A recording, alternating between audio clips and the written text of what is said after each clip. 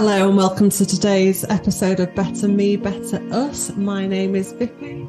Hi everyone, my name's Hayley Muir. And today in this fourth episode, we will be talking about all things related to changes. Hayley, what is your experience of change? Well, good, bad and ugly change and everything in between. But at the moment, I guess if I'm thinking about change, I'm really thinking about, well, it's been the meteorological start of autumn. So we've got a change of seasons. The kids are all back to school. Yay! So that's a change, although mine doesn't go back till next week, but definitely a change. And change is managed differently in our house. We have different people that manage change in different ways. In my experience, I was just saying to you before we started, my experience of change has changed over the years. When I think back to when I was younger and perhaps less confident in myself, if I knew something big was coming up, I had to prepare, do lots and lots of prep for that. Including writing the lists and so on and so forth. Now I really embrace change. It's probably because I'm getting old and quite a boring life. So change brings a little bit of excitement into my life again, but I really embrace it. I love it. I find it exciting. But I know that's not everybody's experience. What about you? Well, I suppose even just listening to you say that, my experience and how I interact with change has definitely changed. As a child, I think I mentioned this before, I was a very anxious individual, so hated change because that brought an extra level of anxiety with it.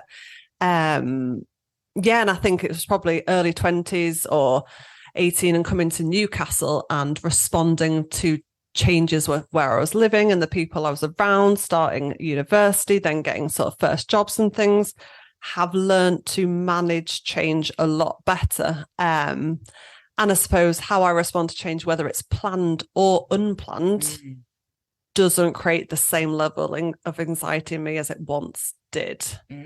But definitely thinking of what you were saying about back to school, there will be a lot of children, young people and parents this week that transition, whether it's into the next year at school, that's a change of new teachers, new people, new classrooms, or whether it's a complete change and it's a step up to high school or a step up to college. Change is, I was going to say scary, and that's probably my feelings in there, but change, brings a whole host of feelings. And I suppose whether it's as an adult, a parent, or as an individual in general, we need to accept how people feel about change and not tell them they're being silly or minimize how they're experiencing it, and just really allow them to feel what they need to feel. And it's interesting you're saying feelings, because when I was thinking about change, I thought about what does that mean, and I find change exciting. It can be scary sometimes, a little bit, pushes you out of your comfort zone, which is scary at the time. But for me, I always love that because I think that brings the best learning for me. I always find change is hopeful. And again, I probably overanalyze myself, but I will think about change as a new start. Where can I do things differently from here? If I was then noticing what you've said there, Hayley, change for you is hopeful. Does that mean that all of the changes you've experienced have been positive then, if it comes with a level of hope connected to it? Interesting. I think most of my changes have been positive, which is probably why I do have that lens. So good to pick up on that. I think I've always said this.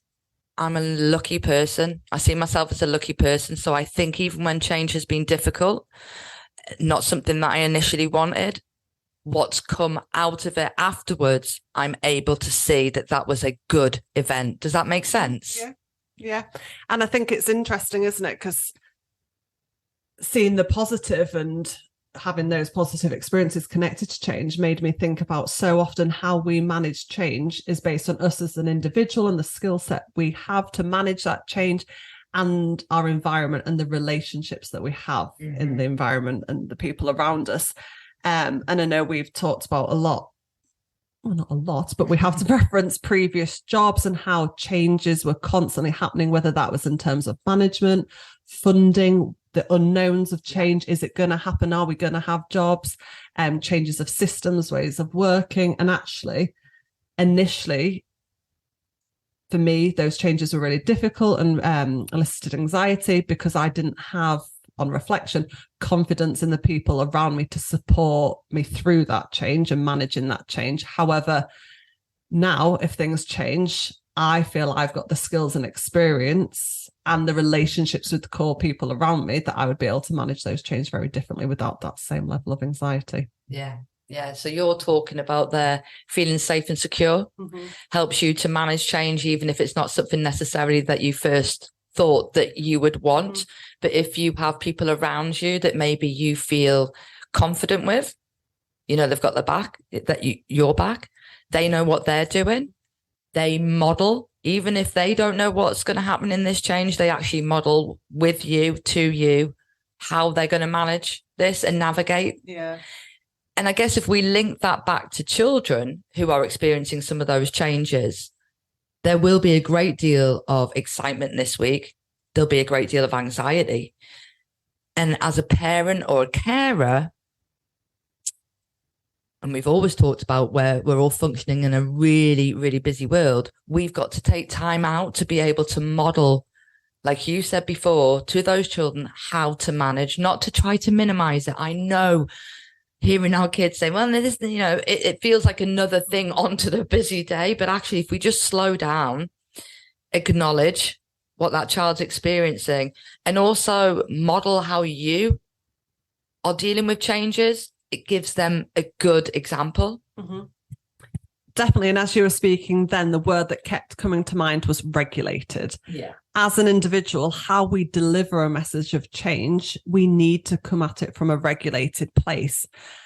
Again, thinking of previous workplaces, but I'm sure it happens at school and in families and everything. If we deliver a change and we're very much, oh, well, I don't want this to happen and it's not my fault and don't blame me, don't get mad at me. Again, how you present in that change will influence how that person receives that information and whether they go into panic about the change that's going to happen, depending on how we have delivered that information. And that's just made me think about in the news at the moment, how some schools aren't going back because of this concrete situation, how that has been communicated and delivered to families, parents, children will absolutely of influence how they process and respond to that unplanned change, because everybody was heading towards going back to school this week, and suddenly that might have changed for some people. And actually it might have changed within families. One sibling might be returning to school and one might not. And how we manage change that impacts people differently. Yeah. And I've seen lots of different parents respond in different ways to that whole, what is it called, rack, the building equipment. And I think one of the things that stood out for me, because some parents, rightly so, were quite agitated by it. Not only was the child not at school, but they also had to take time off work. You know, there can be financial implications if you've got children at home who need meals, you know, blah, blah, blah, all of that stuff. But there were some parents who seemed quite calm about it. Well, it is what it is. And that made me wonder, what was the difference about how they understood or got communicated with about that change? Because we've talked about change, you know, and again, I'm saying that word, we've got certain words that we're trying to avoid. We're going to have to play bingo, aren't we? I've been with an organization in my history that went through a big change, huge changes. And the way that people responded to that was very different. Obviously, that is based partly on who they innately are, but also it also depended on who was included, who knew what was going to happen, who had an idea of what the future looked like. Those people seemed to deal with it better. But if people didn't understand what that change was going to look like, or it was sudden and there was no planning and everybody was panicking after it, so there was none of that modeling, that put some people into a really difficult space. So difficult that quite a few people left that workplace because they just felt broken by that change because it just wasn't managed well. So there's something about inclusion, whether that's in the workplace or at home, and doing some planning, some safety planning, for want of a better word, around changes that you perceive or others in your family or network perceive as potentially going to be difficult. And I think because we're all human and life happens, and there will throughout the course of life be lots of changes, whether planned or unplanned, like you've referenced there, Hayley, they're all opportunities for learning and growth. So yes, as a family, as a school, as a team, you might have to respond to an unplanned team. Take stock afterwards, reflect, review. How did that feel? What worked well? What would we do differently next time? How can we have these open lines of communication to learn from these experiences, rather than it being very, I can't think of the word I'm thinking of, but very close, and that happened then, that's that event, it's done, it's dusted, let's move on. Because actually it's all continual and it's all an opportunity for learning and growth. And by removing people from that opportunity, we're taking away an opportunity to learn new skills and to grow. It's a very sort of fixed mindset, isn't it? Yeah. And I know, one, as a parent, and two, as the work that I've done, sometimes as a carer or a parent, we avoid situations because they feel like, one, they might be difficult to broach with your child or young person, and two, you almost just don't want to admit that this change is going to happen with your child. So that might be them, gradually getting older, maybe getting their first boyfriend, going out with friends and hanging around the park, and you having the memory of what you did when you used to hang around the park with your friends. Maybe that was drinking cider back in my days. So there's that whole risk-taking element as well of change that comes with our children as they develop. And we have to do the safety planning there as well, and include and have conversations. These changes are going to come up, involving children in those conversations about what might be helpful, what might not be helpful, what experience have we got in the past. So like you said, linking those change experiences and other life experiences to notice, what do we do well as a family? What do we need to work on a little bit more? How can I support you? Is there anybody else? Because again, when we talk about risk-taking behavior, sometimes kids don't want to talk to you. They are experiencing changes that perhaps they don't want to share with their nearest and dearest. So they possibly want to involve somebody else in your network. I think about me, it was an auntie for me. We often have people that help us navigate change that we feel safe with because they're close, but not too close. Yeah. And what I was thinking then in terms of, because you were referencing teenagers, change in terms of identity. Lots of young people are going through the identity formation, and who they see themselves being or how they identify might keep changing and evolving. And it's important that those around them accept and embrace, rather than challenge and question, well, you were someone different last week, or you dressed like this then, why? And it's really accepting, absolutely being curious to understand the changes and, help me understand that's a bit different, or what brought that on, but not judging or shaming or being critical in the process of that change. And all of these changes that we're talking about are difficult enough. And if we think we're on the A&F podcast, if we think about lots of our care experienced children and young people, they go through so many unplanned changes in their lifetime, whether that be from coming into care, changes of social workers repeatedly, unfortunately. And yes, sometimes that can't be helped, but lots and lots of changed foster placements, changed processes, changed language. I know we've spoken about this before, even just the change now of people using the phrase family time. I know some of the young people I work with don't like it being referred to as that and still want to refer to it as contact. So yes, change can be happening in systems, but we need to remember how it impacts those individuals within those systems, and think about, like we've already said today, how important the relationships are for managing that change. Yeah, absolutely. Because we're talking about all of these, changes and children and young people that we've worked with, like you rightly say, sometimes have experienced a horrendous amount of changes. I mean, I think I had quite a few homes when I was a kid. That was because my dad was in the forces. So I had 6, 7, 8, about 8 or 9 homes as a child. And I had one. And you had one. But they would be, I was always with my mum and dad and my brother because we were in the forces. Although I went to boarding school, you know, my family was at the home. Some of the children and young people I've worked with have had the same amount of homes, have had double the amount of homes that I had. None of theirs were choice. It's been forced upon them for whatever reasons. Plus, like you said, then the different carers, the changes in rules and routines and expectations in those different homes.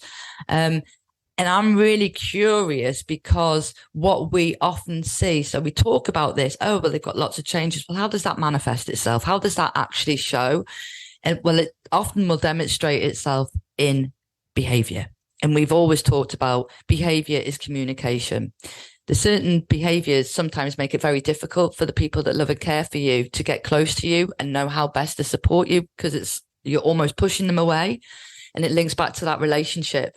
I will test you. If I'm a young person and I've had 18 carers and you may be the next one and you may have all the best will in the world and you may be absolutely gorgeous to me, I'm going to push every button that you've got and I'm going to push it again and again and again because my experience of life is you're going to give up on me.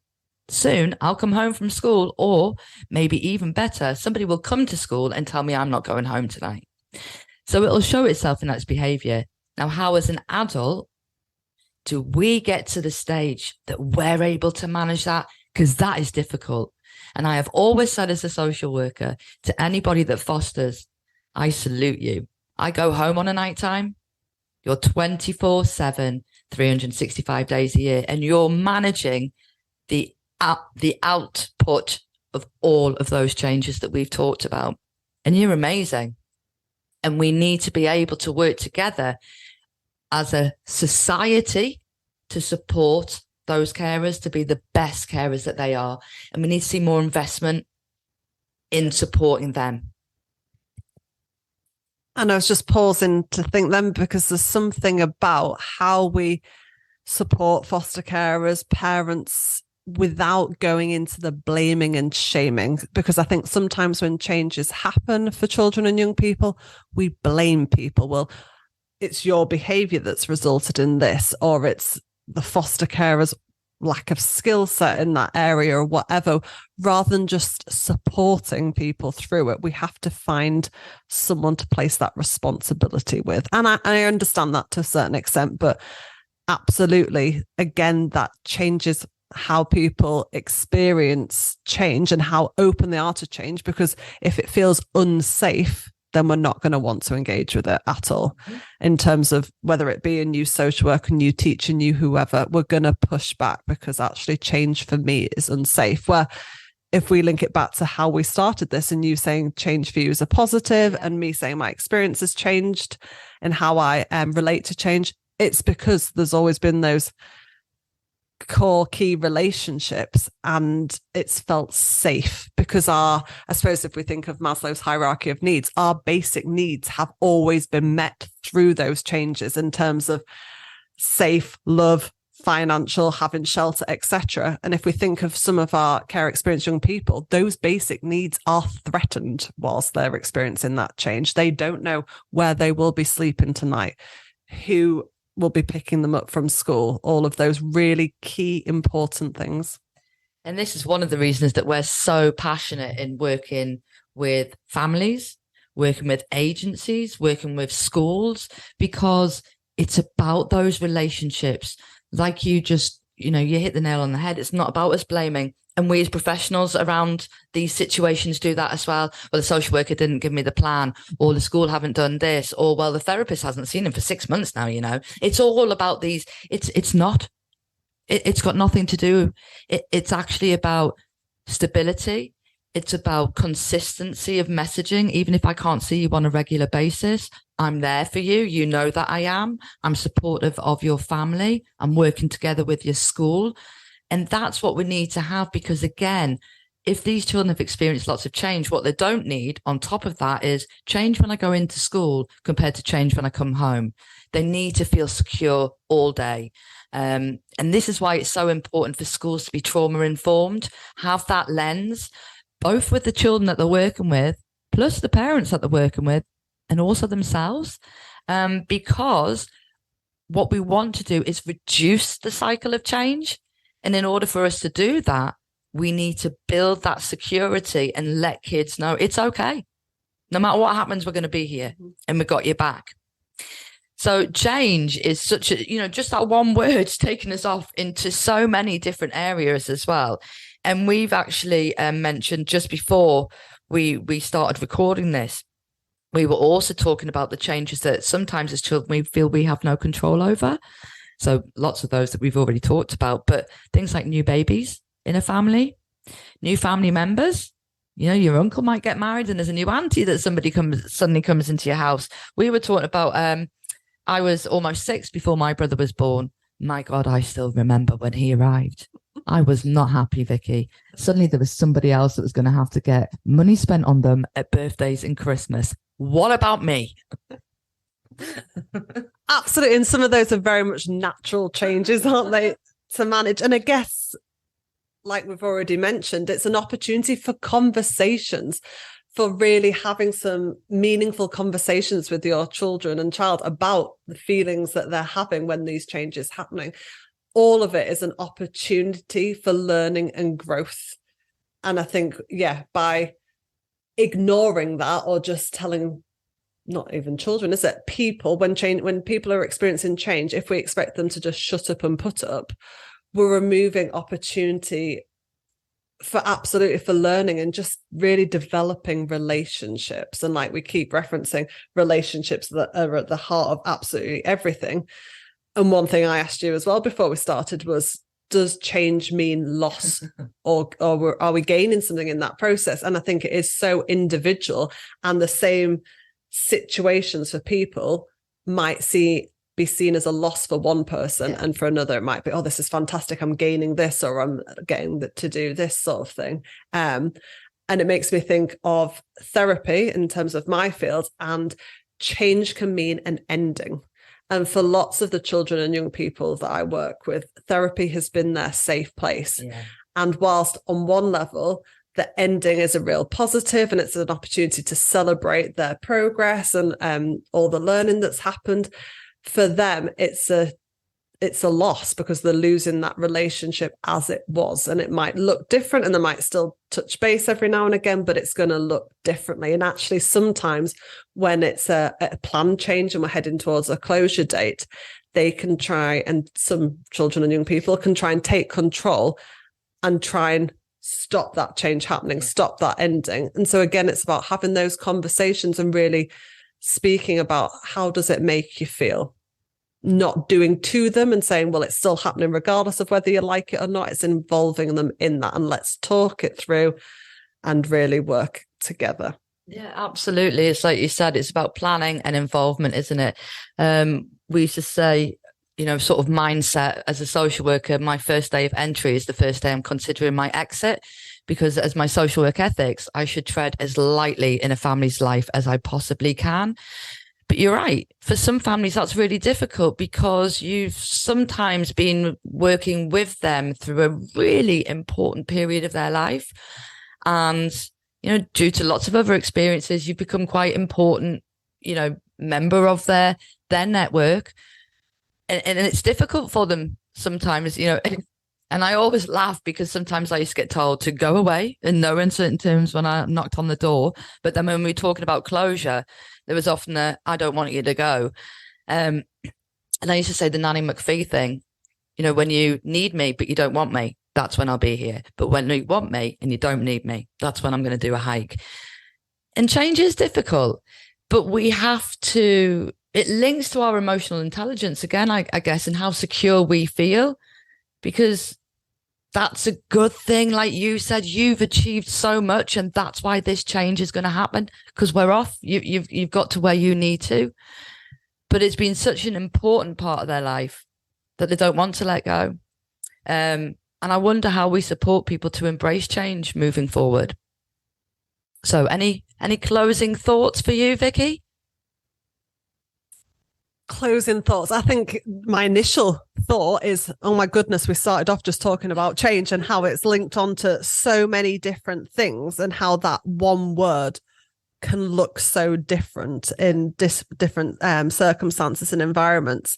And I guess the takeaway for me is to not expect us from others in terms of our individual experiences with change. So very much I would welcome everybody listening to this. Take the time, sit and have a think. What is your experience of change? Who was around you? How was it experienced? Was it positive? Was it negative? Was the learning involved? What would you like? How would it have been done differently, or things like that? And take that into future situations. Maybe go away and have some conversations with your children. If things are going to change or this is going to happen, how would you like me to communicate that to you? Again, in your teams at work, because things are constantly changing at work, have a conversation with your team. How are we going to include you in decision making and changes that are likely to happen? How would you like the information communicating? What are your absolutely big no-nos? And it might be, do not communicate any upcoming change with me on a Friday at 4:00 when I'm then left to process that information on my own over the weekend and probably be sat in panic. Have a think, have some conversations, because changes will inevitably happen. So be prepared for them. Yeah, nice. I think just for me as well is information is power. So the most difficult changes I've ever had is when I've got a little bit of a tidbit, something's happening, and then that's it. And then I'm left in sort of limbo.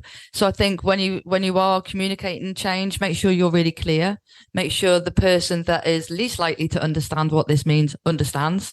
So you're taking everybody on that journey. Slow down, think about what needs to happen so we can all be comfortable with this change, and take that on board, because that'll make life easier once that change happens. And then you're not dealing with a mop up where people are really struggling.